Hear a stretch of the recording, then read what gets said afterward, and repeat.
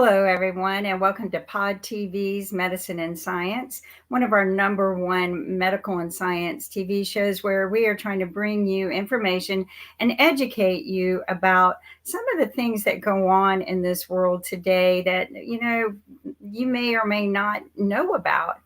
And your host is Dr. Michael Patmas, who is an infectious disease expert. He researches this area. Infectious disease is kind of like what you have in pandemics, like COVID was. But today's topic is going to be discussing what are some of the expected outcomes when Trump gets into office. What are we to expect to happen with our health and medical and some of the policies that he may implement that are, whether they're good or bad for you. And Dr. Michael Patmas is going to discuss this. But I just want to share with you guys, get a lot of rest and hydrate well. We don't want anyone to get into this pandemic of election fatigue. Well, Hi, Doctor. Good morning, Kimberly. Thank you so much for the kind introduction. I am an internal medicine physician with added qualifications in infection control and hospital epidemiology. Speaking about... I'll remember that. That's okay. Speaking about matters that pertain to control of infections is within my area of expertise. And as an internist, I do have training in infectious diseases as well, but I am not an infectious disease specialist per se. That requires a fellowship in infectious diseases. I'm an infection control practitioner. Anyhow, those are all kind of like nuances. That's a lot. The bottom line is I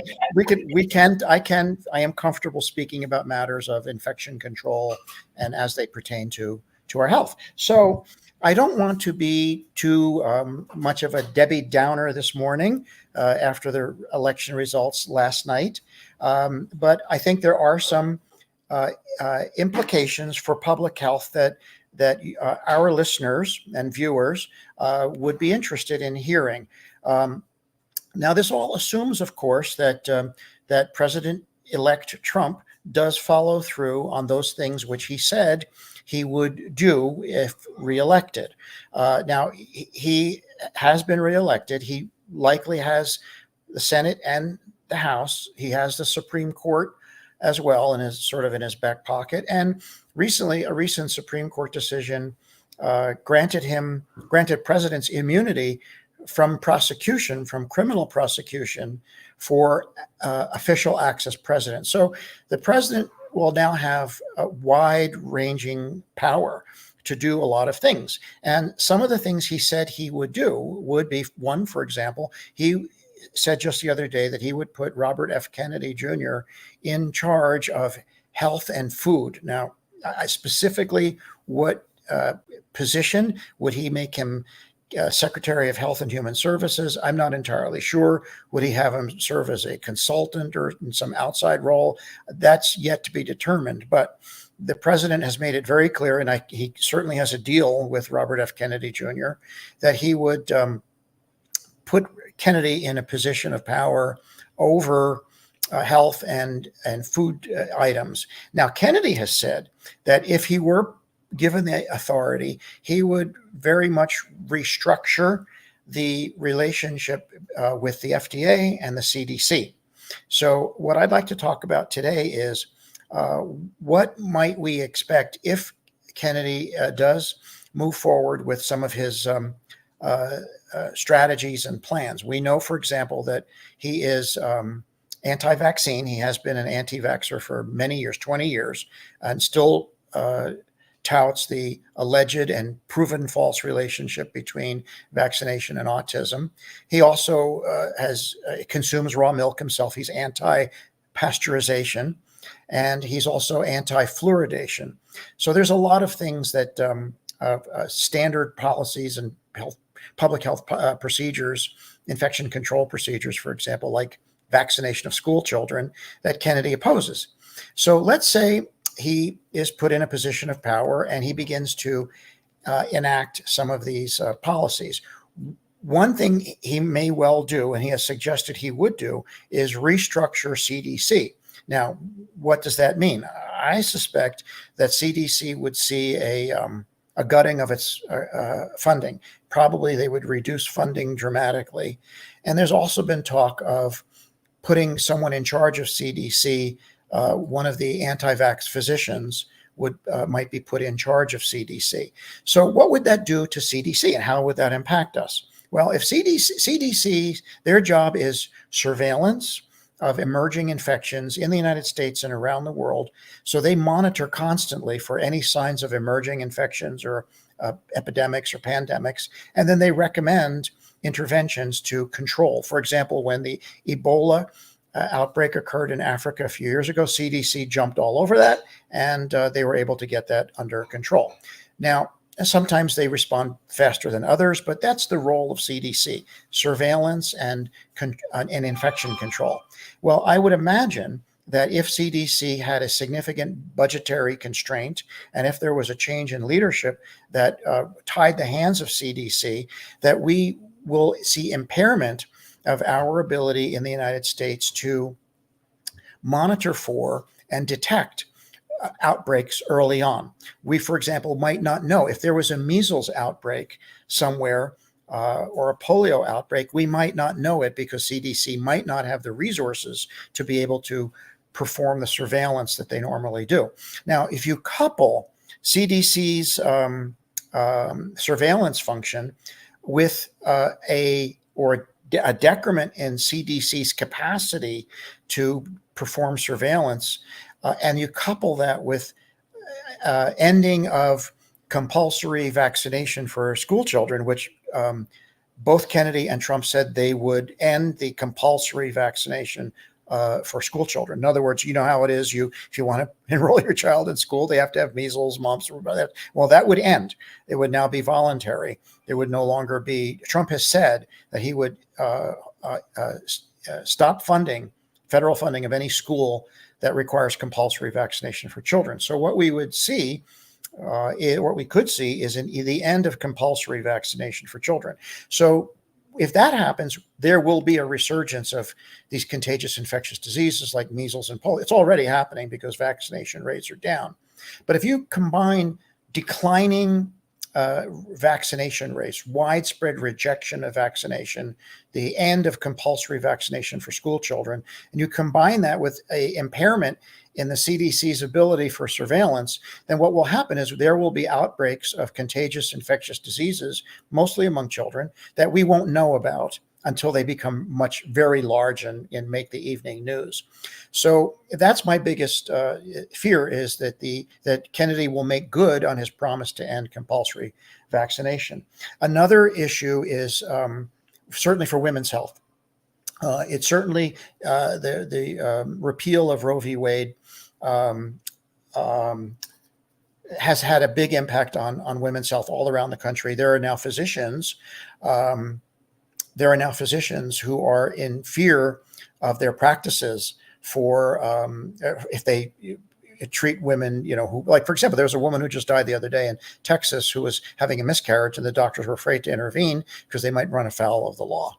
So there have been some very adverse. There's actually been good data. Dr. Caitlin Yedalina, who's a world-class epidemiologist, documented a lot of the adverse impacts on child health and on women's health since Roe v. Wade was repealed. A question came in: do other countries require immunization? Oh, yes, absolutely. Compulsory immunization is required in many parts. We're not the only ones who do that. And vaccination only works if everybody does it. That's how we got rid of smallpox, was because everybody in the world got vaccinated. Well, in any case, I don't want to overstay my my time frame here, but the first point is that if we see a decline in vaccination, which we're already seeing, if we see the end of compulsory vaccination for school children, as well as a gutting of CDC, then I think we're going to see a return of contagious infectious diseases among children, and we won't know it until it is much further along. Now, what would I recommend people do? Well, we're moving into a world now, it appears, where immunization is going to be purely and totally voluntary for everyone. And it's up to you whether you want. I suppose they won't deny your request to be vaccinated, but there will no longer be any mandates or compulsory vaccination. So the medical freedom movement will have been successful. So what that means is people will have a choice: do you vaccinate or not? My recommendation, based on the data and half a century of experience, is absolutely. I will continue to be vaccinated myself, and I will continue to recommend vaccination to my patients and to my family and my grandchildren, that they be vaccinated. And I think it becomes very important now for people, patients, to really look at this as individuals and determine for themselves. And I would urge people to continue to be vaccinated. They may do away with compulsory vaccination, but I don't think they would ever do away with voluntary vaccination. So there's that aspect of it. And I am very concerned about further erosion in terms of other areas of public health. For example, the loosening of requirements for pasteurization. We know that there's a raw milk movement in this country, has been for a while. Robert F. Kennedy brags about the fact that he drinks unpasteurized milk. Well, that's a significant risk. Prior to the days of pasteurization, milk was a major cause of death and disease, listeria and other infections. So I have grave concerns that the raw milk movement will continue. He's also spoken about outlawing or removing the requirement for fluoridation of water in certain areas. We know for decades that improves dental health. He did mention that there have been cases where there was fluoride poisoning, but that's not in the United States. That happened in other countries, because fluoride is a natural element and it can exist in high levels. But in the United States, we don't have that problem. Our levels are monitored and they're well within safe limits. And it's been proven conclusively for decades that fluoridation improves oral health. Some of the other areas where Kennedy has spoken is about empowering more alternative, holistic, naturopathic, homeopathic kinds of treatments, about providing more access to and more of an opportunity for those kinds of providers and for people to seek that kind of care. And it has to be borne in mind that those areas of medicine are not studied as effectively or as comprehensively as the medical profession is. So this is a whole change now in the United States, where we're moving into a whole different era that I think puts the onus on the individual. We can't rely on. I think that we used to rely upon the authorities, the State Department of Health or the CDC, to give us advice and guidance. I think those days may be coming to an end, and what's required now is for patients and people to make their own decisions about what they want to take advantage of. My recommendation is follow the science, follow CDC, and continue to vaccinate. I don't recommend unpasteurized milk, and I believe that we're turning our backs on science in this new administration that we're going to have. So with that, I will turn it over to others for conversation and questions, and let's see where it goes. Well, let's follow the science. I have to agree with you there. I think we need to follow the data and science, because statistics show that when you vaccinate, we have saved millions of children's lives. And when you use fluoride, which I've never had a cavity, so and I'm proud to say that. But my parents believed in fluoride. And if you grow up in the country, they don't really get enough fluoride and their teeth will rot. We have Rick Rosner here from California and a special guest, Irene and Don, from Florida. And I think they are going to have some questions for you. Go for it, Rick. There's a question for parents of kids who have medical issues, which means they can't be vaccinated. And in a normal situation, 95% of the other kids at school would be vaxxed, so that kid would be safe. But now, like, if schools were doing a good job, and I don't think this will happen, they would provide to parents the percent of kids at that school who are vaccinated, so parents could decide whether their unvaxxed kid, they can safely go to that school or whether they have to be homeschooled. You make a very good point, Rick. There are people who cannot be vaccinated or should not be vaccinated. There are contraindications to vaccination. And some children, some adults, can't be vaccinated. And so they are at risk from others who might not be vaccinated. So if you drop the vaccination rate in schools, there will be children walking around with measles and polio who would now infect children who can't be vaccinated. So these are the kinds of issues that are going to be very problematic going forward if the new administration does do what they have suggested they will do. One more thing.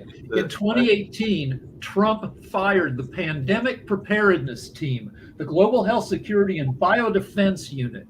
This could have been the team that could have gotten out ahead of COVID. And, COVID at one time existed in one animal before it moved to people. And if you caught it right then, you would have saved 10 million lives. But our team was fired. And like right now in California, we have a pandemic of bird flu in cows that is killing 10 to 15% of all of California's cows. It also infects people. And if it mutates and becomes a little more infectious, that's a whole bad thing. I mean, it's already bad, but it's mostly bad for cows. But we don't have a team to deal with that anymore. Dr. Patmas, I had a couple of quick questions for you and everything. One is about another potential outbreak and everything, and it is a food outbreak. I'd love to hear your thoughts about that. But first, I'm going to get to a lighter question, then I'll get to the more serious question. But, one of our founders just recently moved to Spain, and one of the things that shocked me when we come to vaccines and all along those lines is that he had to get his pet dog vaccinated and everything. So I just wondered, because there was that speculation that some people that can afford it might be trying to move to other countries based on the results of the election and everything, and they might not realize that they have to get their animals vaccinated as well. And I know you deal mostly with people and everything, but is that something that people might have to consider if they're even considering moving away and all along those lines? Well, there is a lot in that question there, Mark. So first of all, you're right. Pandemics, there's always, viruses are continually evolving, and pandemics occur with regularity. For the layperson, they may have thought that the COVID pandemic was, a one-off, that this is the first time this kind of thing has happened. It's not. We had the Spanish flu pandemic, we had SARS and MERS and COVID. Pandemics occur with regularity, and there will be another one. Rest assured, there will be another one. And one of the concerns now is this H5N1 avian flu, which is decimating cattle in California. Should that influenza, it's a bird flu, it's gotten into the cattle. If that flu gets into humans, it could hybridize or merge with the regular influenza A that we get, and that could then result in an influenza that has the infectivity of influenza A with the lethality, about 50%, of the H5N1. So then we have the recipe, the stage would be set for a catastrophic pandemic.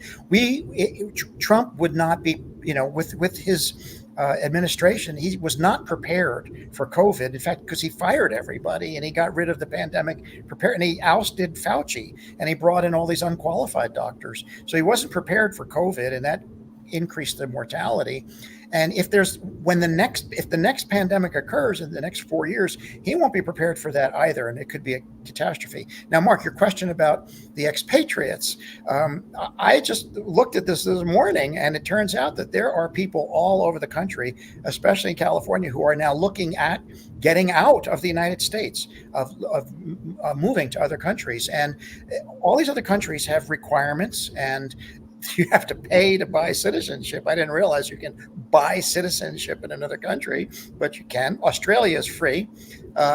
but you have to. There's a lot of criteria, and immunization. As you have to be immunized. So we're not alone in requiring immunization. In fact, some countries are even more demanding of vaccination than we are. Than we are and everything. My other question I was going to ask, because it actually came up in my family situation. How concerned should we be about our food? I know that there was a famous incident recently. I think it was one of our major restaurant chains that were dealing with an E. coli outbreak, and I can actually say that one of my cousin-in-laws, actually, fortunately, he is doing well and recovered. He's part of the Native American population, but he actually suffered from that E. coli outbreak in some of our food that was in some of our fast food chains and all along those lines. So how much could we have concern about the way our food is being processed and taken care of? Because like I said, I know there was that E. coli outbreak that I think took place like in the Southwest. Yes. So food safety that's a whole discipline into and of itself. Fortunately, in the United States, we have very good food safety. We have the Food and Drug Administration, which, oh, by the way, Kennedy wants to go after the FDA as well. We have the Food and Drug Administration. They oversee food production in the United States, as well as drug production. And one of the reasons why we don't have as much foodborne disease in the United States is because we have pretty good standards as a result of the FDA. I treat patients almost every day who are returning from other countries. So they often come back with traveler's diarrhea. It's a very, very common problem in other parts of the world where food and water is not as sanitized as it is in the United States. We do have, even with all of our regulatory oversight, there are still episodes where E. coli and listeria and other things happen in the United States, and people do get food poisoning in the United States all the time. But we have better protection than most other countries do. Yeah. I don't know if Irene and them have any questions, because they are here and they've joined us and everything, and they often have great conversation points, particularly around timeshare. But Irene and Irene's husband, whose name is slipping me right now, and everything, anything y'all got to want to add to the conversation? Well, I went and got Don. This is the first time out of 38 episodes, I think, where I could convince him to be here. And we've done what we could to remove fluoride from our water. And Don, could you explain why we did that? We remove fluoride from our water, yes. Yeah, why? Well, I feel it's a neurotoxin.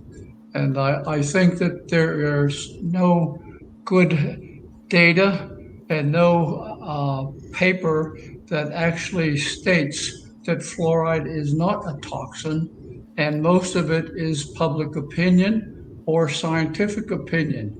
But I would like to hear if there is a biological paper causing fluoride to be good in tooth decay. Okay. So let me tell you, I just looked this up yesterday. One of the things I think, if you have watched these podcasts before, is I hate to go off the top of my head without researching and preparing. I just happened to look it up yesterday on Up to Date, and there is abundant literature that fluoridation of water reduces tooth decay and improves oral health. You're right. Fluoride can be a neurotoxin. It's all a matter of the amount. And in the United States, we don't have the high levels that are found. Fluoride is a naturally occurring element. It's in the periodic, if you remember your periodic chart of the elements, it's over on the right side, I believe, in the halide group. Fluoride is a naturally occurring element. And in some parts of the world, you can have high levels of fluoride in the water, and that can be a neurotoxin. But that's not what we're talking about. In the United States, fluoridation of water is at very low levels, and it has been established. In fact, I can, if you communicate with me offline, and I can send you references aplenty documenting how exactly fluoride does benefit oral health in the United States. It can be a toxin. It's all a matter of the concentration. I'm gonna brag. What level? What level do you? I can't tell you. What level do you consider fluoride I'm going as to brag a neurotoxin? Let me brag for a second. I have the highest IQ in the United States. One other guy says he does, but I'm smarter than that guy. I've been vaxxed for COVID 8 times. I've drunk fluoridated water since I was a little baby, and none of it has impacted. I mean, I'm a jackass, but that's a separate issue. None of it's made me stupider. My neurons are fine.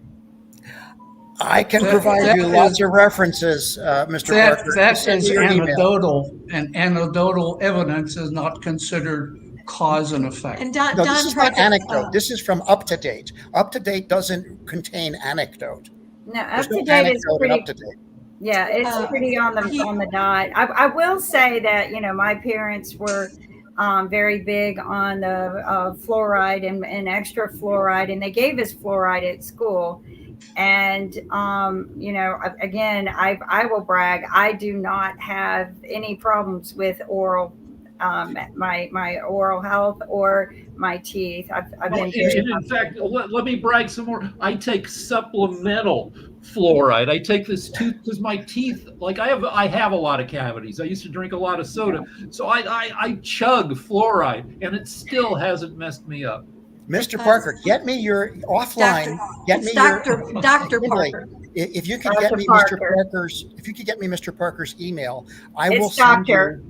I will send you all the information about this, and I think you'll find it very interesting. I can I say one more thing about vaccinations. Vaccinations have a long and honorable history. The first war where vaccinations were part of the strategy was the U.S. Revolutionary War, where smallpox killed 90% and other diseases killed 90% of the soldiers. Only 10% were killed by the British.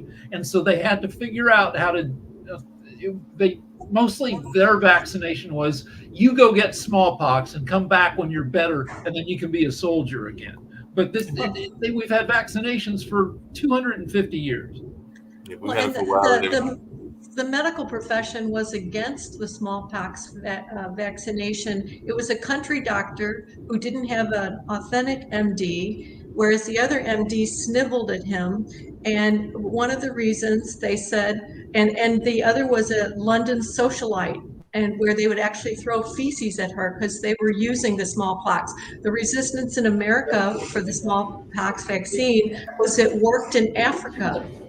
And they didn't want to implement something that the Africans. But John asked a question about the level that the fluoride becomes a neurotoxin.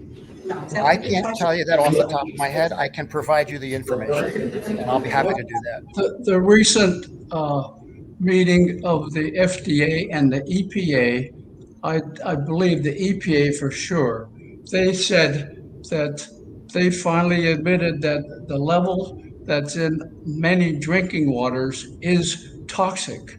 And that level was 1.1, and most of the cities go 0.7. And sometimes you receive many notices saying, we don't know why the fluoride level exceeded this, but it did, and you were exposed so many days. So it's not really under control, and it is very well. I'd like to see some of the references. I will send them all to you. Yeah, And, As soon as I'm done, that would be very informative.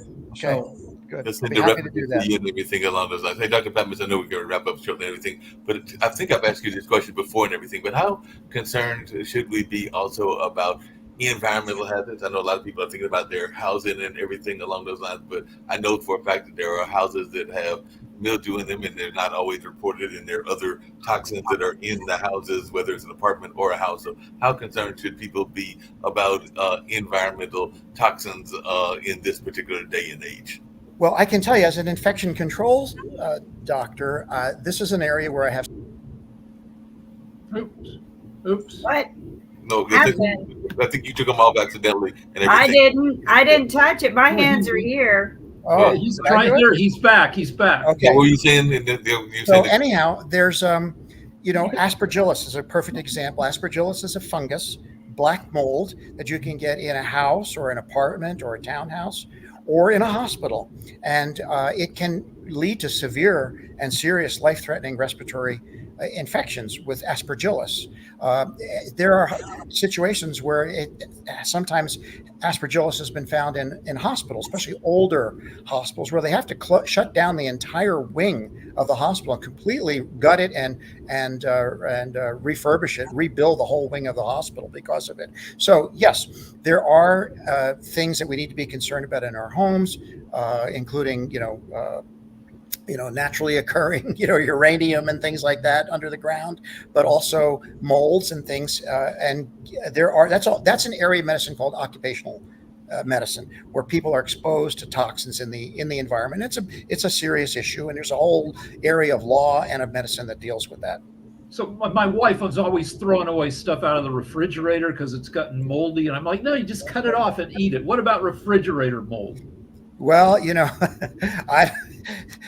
penicillin comes from mold, but I wouldn't advocate eating moldy cheese. Okay. Personally. Yeah, if you want to get radiation, have a fancy granite counter. Your granite emits your ionizing radiation. Okay, you guys are scaring me. Too many household issues. We'll discuss this on the next Medicine and Science show, what to ditch out of your house and fridge. Thank you very much for joining us, and we will see you next Tuesday at 2 p.m. on Medicine and Science and Pod TV. Take Don, care. check your email. Check your email. I will. Thank you. Thank you. Hydrate and rest.